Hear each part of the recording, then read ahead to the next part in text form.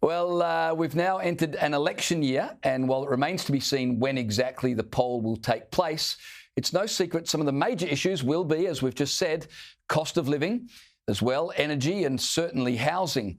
There's already rumours of a new Mediscare campaign being launched against the coalition, while Labor will obviously come under fire for its broken promise to deliver a $275 reduction in power bills by this year. We're meant to have that. Joining me now to discuss all of this and how it might play out is One Nation Chief of Staff James Ashby. James, Happy New Year and thanks for joining me. 2025 is set to be a pretty important year for our country. Going to the polls at some point before May, what do you think the big issues of this campaign are likely to be? Well, Happy New Year to you, James, and all your viewers. And here's to a change of government for 2025. Let's just put it that way. And if you're out there making New Year's resolutions, the best one, put Labor and the Greens last. That's an easy one that everyone can do later this year. Look, some of the biggest challenges that will be facing the coalition and other Conservative parties like One Nation will simply be building the trust in voters, because they have been severely let down over the last 3 years by this Labor government. They made a whole lot of promises before coming into power, and unfortunately none of those promises have stacked up. The biggest of those lies that Labor told was the fact they'd reduce power prices across the country by $275 each year. Well, we know that that is not the case. And we also know that new figures have come out in just last month, in fact, November it was, that suggests that Australians are on the hook for $642 billion to reach our renewable targets over the next 25 years. And that comes at a cost to every household of $2,500 a year.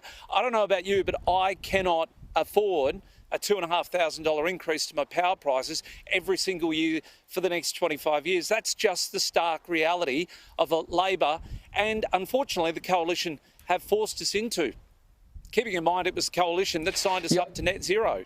So governments, whoever it may be, they're in for a challenging time. Cost of living is going to be massive. It's the biggest driving issue on people's minds.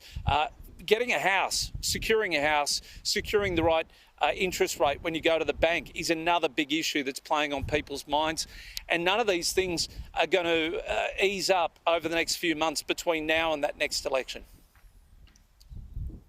Yeah, well, that old political adage, it's the economy, stupid, I think is certainly going to ring true over the next number of months. And there's a whole lot of other issues as well. I mean, social cohesion is a big thing, the mess that this government's made of our foreign policy and so on. But at the end of the day, people have got to be able to buy groceries. They've got to be able to fight immigration. But you've got to find somewhere to live.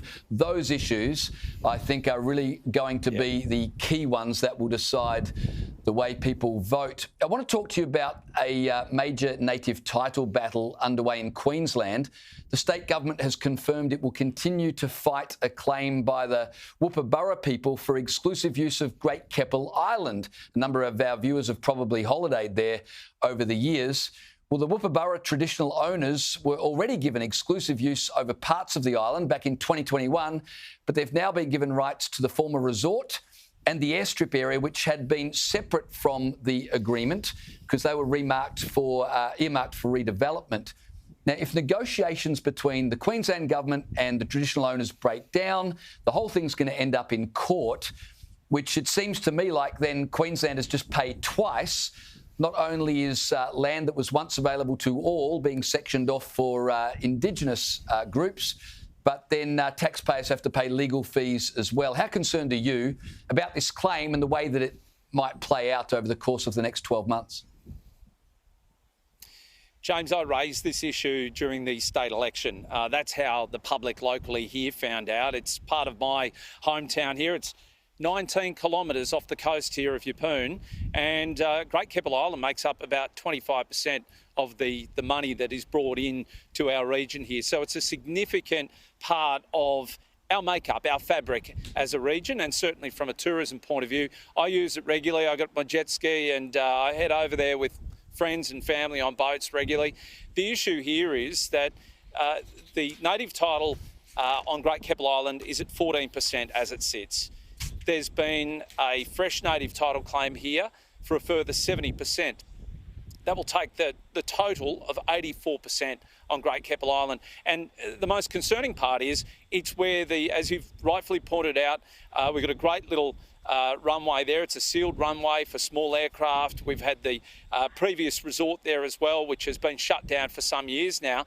But not only has native title been extinguished on this portion that they're trying to make a claim on for a second time, because let's not forget, the state government at the time when those leases were extended for 99 years to Tower Holdings determined at that point there was no native title. It's been through the federal courts a second time, where they determined only 14% of the island was deserving of giving native title to. Now, a fresh application for exclusive use. That is to the exclusion of everyone who's non-Indigenous over a further 70%. James, it'll ruin this area. People have had a gutful. I think what's important here is the fact that the LNP have finally spoken out and said they will fight this. But I would, as the government here in Queensland, be calling on the federal government to expedite this one, because the determination has been made once before. We've got $30 million in a pot sitting here in council at the moment. I don't want to see that money spent if we're only going to hand it over to an Indigenous mob for their exclusive use. So I think it needs to be expedited through the courts and give people here locally some breathing space to know that they can continue holidaying and using that island like I do on a regular basis.